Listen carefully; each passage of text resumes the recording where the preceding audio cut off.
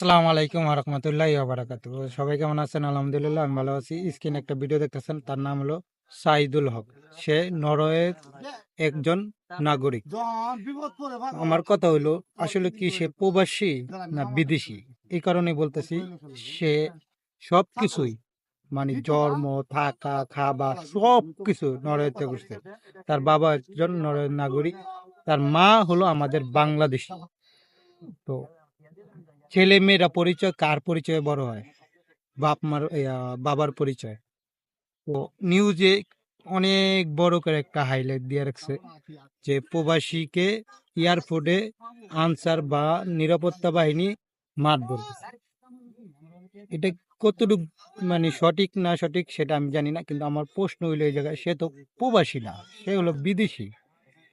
প্রবাসী কাকে বলে? যারা আমরা বাংলাদেশে থাকছি, বাংলাদেশের নাগরিকত্ব আছে, সবকিছু আছে, আমরা বাইরে দেখে আইছি 10 বছর বা 12 বছর বা 15 বছর কাজ করতে, আবার চলে যাবো বাংলাদেশে।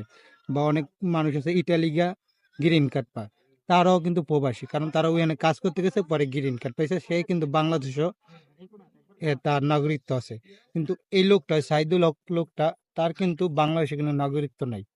তারে কি জন্য আমরা প্রবাসী বলবো? তারে বিদেশি বলবেন বা নরওয়েল নাগরিক বলবেন, কিন্তু সে নাগরিক মানে নিউজে নাগরিকত্ব বলা না বললা যে একজন প্রবাসী, বা এটা কিন্তু আমাদেরকে ছোট করা হইতাছে। কারণ কি, অন্যায়টা ওই লোকটা করছে নাকি আনসার করছে সেটা আমরা জানি না, কিন্তু যখন তদন্ত করবে বা যেটা একটা ভিডিও ভাইরাল হয়েছে, সেটার ভিতরে দেখা যাইতেছে এই সাইদুল হকই আগে গ্যাঞ্জামটা পাকাইছে আনসারের সাথে। তারা 5 জন মিলে এই আনসারটারে মারধর করছে। ঠিক আছে, আনসার বা এয়ারপোর্টে যারা আছে তারা অনেক সময় রং করে প্রবাসীদের সাথে, কিন্তু সেটা আছে। কিন্তু বর্তমানে যে ভিডিওটা ভাইরাল হয়েছে সেটা কিন্তু পুরাটা রং হলে এই লোকটা, হয়তো তার চোখে ওই কথা আছে না, 10 জন মারতে এলে একজনকে ধরবেন। তো এরকম ওই আনসার কি করছে, তারে জাবরে ধরছে, তারে ঘুষে মারছে, আর উন্দা আনসারে ঘুষি গেছে। তো ভিডিওটা দেখেন প্লিজ।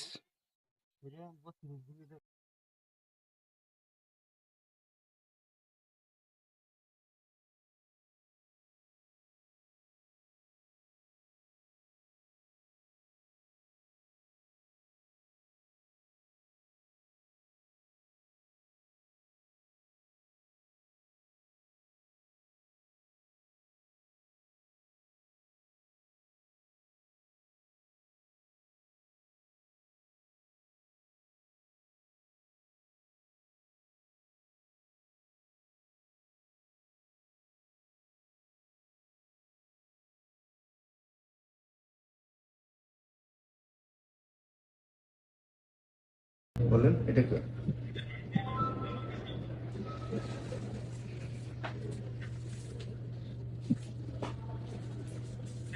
এই যে, এটা আপনি, এটা আপনার ছোট ছেলে। উনি কি বলছেন? এই ব্যক্তিকে দেখে কি মনে হচ্ছে যে আপনার সঙ্গে আক্রমণাত্মক ভঙ্গিতে কথা বলছে এয়ারফোর্সের আপনাকে? উনি তো স্বাভাবিকভাবে কথা বলছেন। এই যে ওনার ওয়াইফ উনাকে নিয়ে যেতে যাচ্ছে, এই যে দেখেন মুখের উপরে তুলে কি বলছেন বলেন তো? হ্যাঁ, কেন তাহলে এই কথা কাটিগুলো কেন হতে গেল? ও যখন আমার মোবাইল, আপনি যে বললেন যে উপায় ছিল না, তারপর আপনি আরো দেখেন কেন শুরু হলো। এই দেখেন, এই যে দেখেন, উনি কিন্তু পেছনে আছেন।